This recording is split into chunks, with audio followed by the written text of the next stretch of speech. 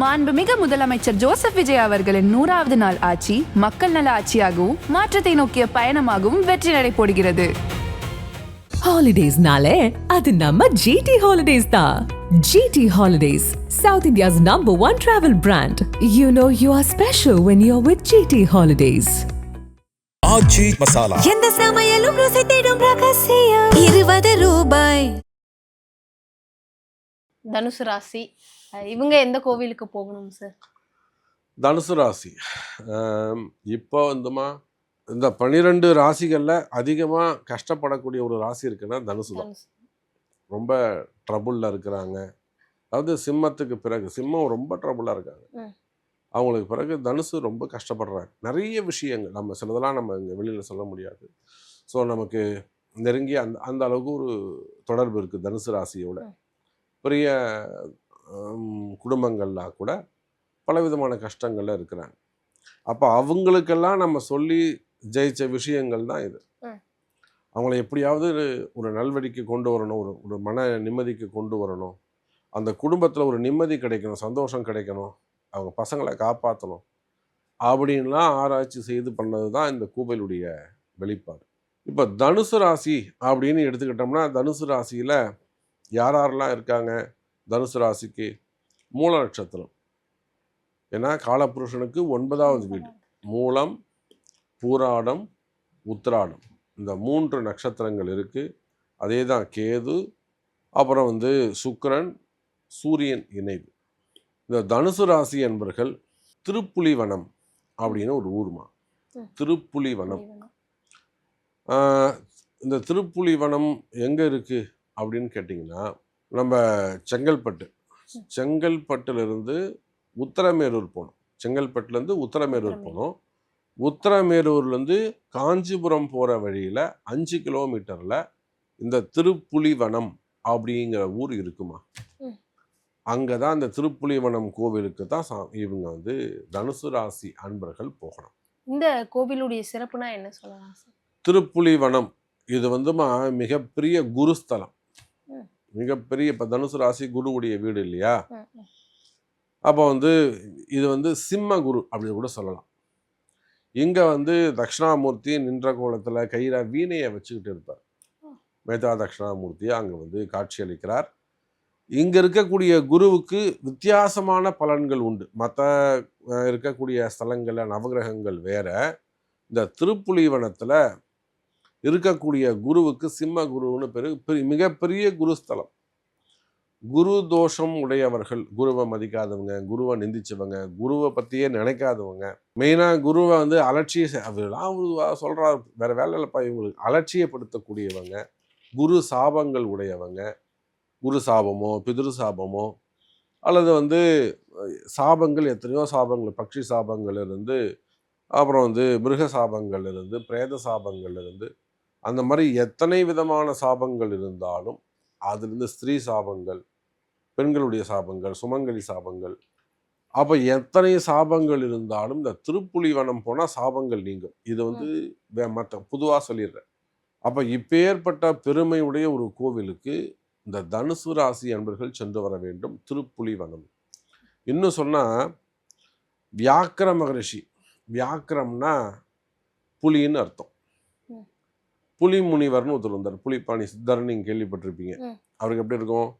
முகமோ வயிறம் புலியா இருக்கும், மீதி போஷன் எல்லாம் மனித வடிவத்தில் அப்படி இருப்பார். அது போல வியாக்கிர மகரிஷின்னு ஒருத்தர் இருந்தார்.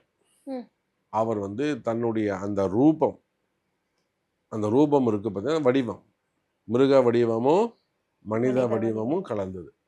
அந்த விமோச்சனத்துக்காக அங்கே சிவபெருமானை அந்த புலிக்காலை கொண்டு பூஜை பண்ணுறார். மேலே ஏறி பூஜை பண்ணுறார். இன்றைக்கும் அந்த திருப்புலிவனத்தில் அந்த சிவலிங்க திருமேனியில் அந்த புலி நகத்தால் கீறிவிட்ட அந்த அடையாளங்கள் இருக்கும். மூலவருக்கு அந்த அடையாளங்கள் இருக்குது. அதனால் திருப்புலிவனம் வியாக்கிர மகரிஷி பூஜா செய்த இடம், மிகப்பெரிய சாபங்கள் நீக்கக்கூடிய இடம், மிகப்பெரிய குருஸ்தலமா. இது கோவிலுடைய சிறப்பு. என்னைக்கு அந்த கோவிலுக்கு போகலாம்? எந்த கிழமைகள்ல போகலாம்? தனுசு ராசிக்கு வந்துமா பொதுவாக இவங்க வியாழக்கிழமையில செய்வது சிறப்பு. குருக்கான நாள். ஆமாம் ஆமாம், வியாழக்கிழமையில போகிறது நல்லது. நான் சொன்ன பரிகாரங்கள் செஞ்சிடணும், மூலவருக்கு செஞ்சிடணும். அது போகும்போதே ஒரு 54 தாமரைப்பூ, 54, 27, 11, 12, 18, 21. ஸோ இவங்களால எவ்வளோ முடியுமோ தாமரைப்பூ வாங்கிக்கணும். தாமரைப்பூ வாங்கிட்டு மஞ்சள் கலர் லட்டு, இப்போ லட்டு வந்து ஆரஞ்சு கலரில் கூட வர ஆரம்பிச்சிடுது. அதனால் நான் வந்து மஞ்சள் கலர் லட்டு, அதனால் கலரை அங்கே மென்ஷன் பண்ணுறேன். ஸோ தாமரை பூவை கொண்டு அங்கே இருக்கக்கூடிய குருவுக்கு அர்ச்சனை செய்யலாம். இல்லை தாமரைப்பூ மாலை போடலாம். அந்த ஃப்ளவர் மடித்து போடுறாங்க பார்த்தீங்களா, அப்படி பண்ணலாம். இல்லைன்னா மேல் இதழ்கள்லாம் நீக்கிட்டு தாமரை மட்டும் ரோஸ் கலரில் மட்டும் இருக்கும், அந்த மாதிரி தாமரை மாலையாகவும் உங்களுக்கு போடலாம். தாமரை பூவால் அர்ச்சனை செய்து தாமரை மாலை இட்டு அங்கே குருவுக்கு தனியாக தீபம் ஏற்றி வழிபாடு செய்து எல்லோ கலர் லட்டு அதை வந்து நிவேதனம் செய்து யானைக்கிட்ட ஆசீர்வாதம் வாங்கினா சூப்பர். அவங்க அங்கே யானை கிடையாது, திருப்புலிவனத்தில் யானை இல்லை. மேபி அவங்க ஒரு யானை படத்தை வச்சுக்கலாம், யானை பொம்மை காரில் போகிறோன்னா ஒரு யானை பொம்மையை வாங்கி வைக்கலாம். இது எல்லாமே பரிகாரம் தாம்மா. அவங்க நேரில் வரும்போது நம்ம அவங்களுக்கு இன்னும் நிறைய விஷயங்களை ஆக்டிவேட் பண்ணுறதுக்கு, அவங்க ஜெயிக்கிறதுக்கு நம்ம இன்னும் நிறைய விஷயங்கள் நம்ம சொல்லிக் கொடுப்போம். பட் இது ஜென்ரலானா இந்த திருப்புலிவனத்துக்கு இது ஒரு ஸ்பெஷல் இது. அப்போ அந்த குருவுக்கு வழிபாடு செய்வது, தட்சிணாமூர்த்திக்கு வழிபாடு செய்வது சிறப்பு. அவங்க பிறந்த நட்சத்திரத்தில் போகணும், ஜென்ம நட்சத்திரத்தில் செல்ல வேண்டும். எந்த நட்சத்திரத்தில் பிறந்தீர்களோ அந்த நட்சத்திரத்தில் போகணும், பிறந்த கிழமையில் போகணும், வியாழக்கிழமையில் போகணும். இது 3 தான் ஆப்ஷன். இன்னைக்கு போய் செஞ்சுட்டு வந்தா நீ ஜெயிப்பது உறுதி. கோயிலுக்கு போகணும்னு சொல்லிட்டீங்க சார், அங்கே போய் அவங்க என்ன மாதிரியான விஷயங்களை பண்ணணும் சார்? பரிகாரம் பரிகார கோவில் சொல்லிட்டோம், என்னைக்கு போகணும்னு சொல்லிட்டோம். அங்கே போய் என்ன பண்ணணும் அப்படின்னா, முடிஞ்சா அங்கே இருக்கக்கூடிய மூலவருக்கு ஒரு அபிஷேகம் செய்யணும். ஒரு பால் அபிஷேகம் கூட செய்யலாம். மகா அபிஷேகம்னா எல்லாமே சேர்ந்தது. அரிசி பொடி, மாப்பொடி, அது மாதிரி மஞ்சள் பொடி, பால், தயிர், இளநீர், பஞ்சாமிர்தம், தேன், பன்னீர், அந்த மாதிரிலாம் மகா அபிஷேகம். அது மினிமம் ஒரு பால் அபிஷேகம் செய்யலாம். முடிஞ்சால் ஒரு அபிஷேகம் பண்ணுங்க. அபிஷேகம் பண்ணிவிட்டு, அபிஷேகம் பண்ண முடியலையா தப்பு கிடையாது, சாமிக்கு ஒரு வாசனை புஷ்பம், வாசனை சிவபெருமானுக்கு எது ரொம்ப வசதியானதுன்னா வில்வம் தான் அவருக்கு. அதுதான் வாசனை புஷ்பம், வேறு எதுவும் அவருக்கு தேவையில்லை. முருகராக இருந்தால் அரளிப்பூ வாங்கி போடுங்க. அப்போ அந்தந்த தெய்வத்துக்கு உகந்த வாசனை புஷ்பத்தால் ஒரு மாலை வாங்கிட்டு எப்படியாவது அங்கே இருக்கக்கூடிய ஒரு அந்த குருக்களை அணுகி சாமிக்கு சகஸ்ரநாம அர்ச்சனை செய்ய வேண்டும். இதுதாம்மா பரிகாரம். அந்த சாமிக்கு சகஸ்ரநாம அர்ச்சனை செய்ய வேண்டும். அது எந்த கோவிலாக இருந்தாலும், எவ்வளோ பெரிய கோவிலாக இருந்தாலும். சப்போஸ் நான் வந்து நீங்கள் வெளியூரில் இருக்கிறீங்க, வெளி மாநிலத்தில் இருக்கிறீங்க, வெளிநாடுகளில் இருக்கீங்க, உங்களுக்கு அந்த குருக்களுடைய நம்பர் கொடுக்குறோம், வேணும்னா ஹெல்ப் வேணும்னா நம்ம செய்கிறோம். இல்லை உங்களுக்கு வேணும்னா நாங்கள் அந்த அர்ச்சனையை கூட உங்களுக்கு செய்து கொடுக்குறோம். கவலை, என்னால் வர முடியல, நான் வந்து இப்போ நிறைய நண்பர்கள் சொல்லுவாங்க, நான் அடிபட்டிருக்கேன், என்னால் போக முடியாது அப்படின்வாங்க, நான் வெளியூரில் இருப்பேன்னு சொல்லுவாங்க. அவங்களுக்கு வேணும்னா அந்த உதவி கூட நம்ம அவங்களுக்கு செஞ்சு கொடுக்குறோம். அப்போ அங்கே போய் அந்த கோவிலுக்கு போய் என்ன செய்யணும்னா, சாமிக்கு ஒரு அபிஷேகம் முடிந்தால், முடியலைன்னா தப்பு கிடையாது.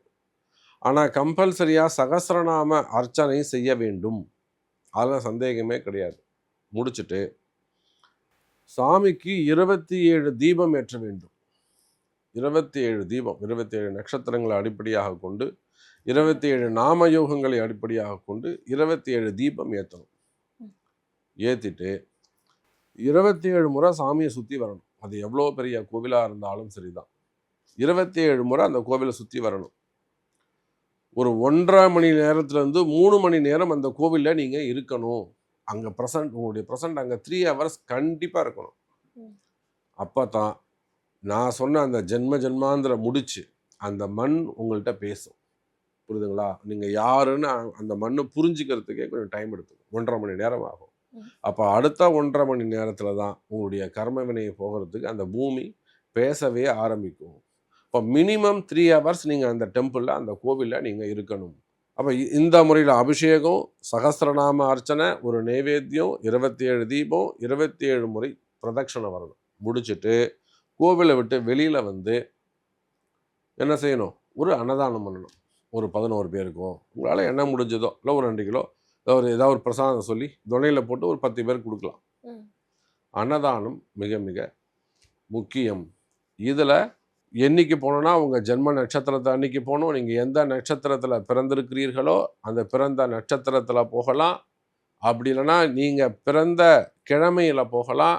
அப்படி இல்லைன்னா உங்கள் ராசிக்குரிய கிழமையில் நீங்கள் போகலாம் அப்படின்றத நம்ம சொல்லியிருக்கிறோம். ஸோ பரிகாரம் இதுதாம்மா. இந்த பரிகாரத்தை தான் அவங்க செய்யணும். செய்து வீடு திரும்புவார்களே ஆனால் அவங்களுடைய கர்மா எப்படிப்பட்டதா, எவ்வளோ பெரிய கஷ்டங்களாக இருக்கலாம். அது 80 கோடி கடனாக இருந்தாலும் சரிதான், இல்லை 8 கோடி கடனாக இருந்தாலும் சரிதான், இல்லை வாழ்க்கை பிரச்சனைகளாக இருக்கலாம். நிச்சயமாக அது உடையும். இது நாம் நிறைய பேருக்கு சொல்லி கொடுத்து அவங்க ஜாதக ரீதியாக நம்ம அவங்களுக்கு சொல்லி கொடுத்துருக்குறோம். இது எல்லாமே நம்மக்கிட்ட வர ஆரஸ்கோப்பை வச்சு அவங்கள அந்த கோவில்களுக்கு அனுப்பி ஆராய்ச்சி செய்து நம்ம என்னைக்கு அனுப்பணும், இவங்க என்ன ராசி, ரெண்டையும் மேட்ச் பண்ணி இப்படி செய்த ஆராய்ச்சியுடைய பலன் தான் இந்த கோவில்கள்லாம்.